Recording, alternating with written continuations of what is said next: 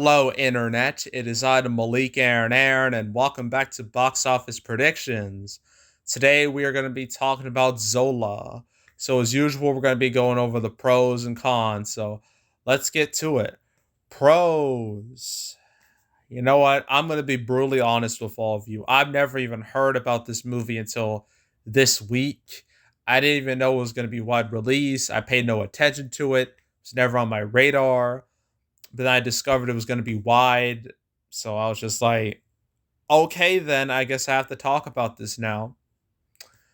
And this movie has a definitely has an interesting story to the big screen because this movie was based off of a 148 tweet thread by this Zola, this Detroit waitress. I mean, I've seen movies based off games. I've seen movies based off picture books. I have seen movies based off Wattpad fan fiction. But a Twitter thread? Never seen that ever in my life. I mean, I guess you can make a movie about just about anything as long as it sounds remotely interesting.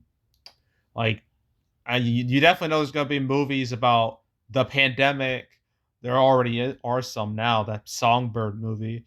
There's going to be movies about the whole GameStop, AMC, Stonks, that whole thing in January. That's definitely going to be a. I think it's in production right now, or at least in development. But yeah, a movie based off a Twitter thread. That's a new one. So I'll give it that. It's unique. So I guess that's a pro. Has a unique story. So I guess that's a pro right there. Darn. I don't know what else to say. I mean, it is from A24. They are. Yeah, A24. Yeah, A24. A24, they have a lot of indie cred.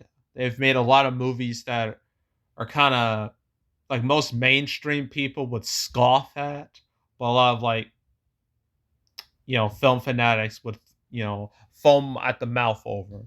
Movies like, say, Hereditary, Uncut Gems. What else? It Comes at Night. There was The Witch. But those are mostly horror based. This isn't really horror based, obviously. But still, they got a lot of cred, and I feel like their name might help this movie out a bit. And by a bit, I do mean a bit. So I guess that's a pro right there. Okay, cons. Well, this movie already came out. It came out Wednesday. It didn't do all that great. Granted, this movie was never going to do that great in the first place. I mean, it's a pretty limited release, only like 1,400 theaters. Yeah, 1,400. So it's not like a ultra wide movie. It's not going to have mass appeal. So it's very indie in a way. So yeah, that's definitely a con. This has a real indie feel, even more than some of A24's other movies. So it's not going to have wide appeal. It's not going to have a wide audience. So it's going to be very niche. So that's a con. Another con, it has a lot of competition to deal with. It has F9. It has Boss Baby 2, Forever Purge, the Universal Triple Threat, as I like to call it. So it has no chance against that. And then after this movie's likely going to be forgotten very quickly because after the next week we got Black Widow. Then after that, yeah, Space Jam 2 and Escape Room 2. Then after that, Snake Eyes, Old. Then after that, we got uh, what was it? Jungle Cruise and another A24 movie, one that I will watch opening night. The Green Knight. That should be great. So yeah, this movie has a real chance of falling through the cracks very easily. So yeah, that's a big old con right there. But yeah, other than that, that's it. I can't think of anything else. So opening weekend, it's a 5-day weekend for this because it's on It opened on a Wednesday. It's already made almost $800,000. We'll probably make more over the weekend. Uh, I'm gonna say between 2 to 3 million for the 5 day weekend as a whole. And there's also that 6th day, that Monday, the day after 4th of July. So I'm gonna guess 4 million for the whole 6 days. I think is reasonable enough. It might make more. It might make less.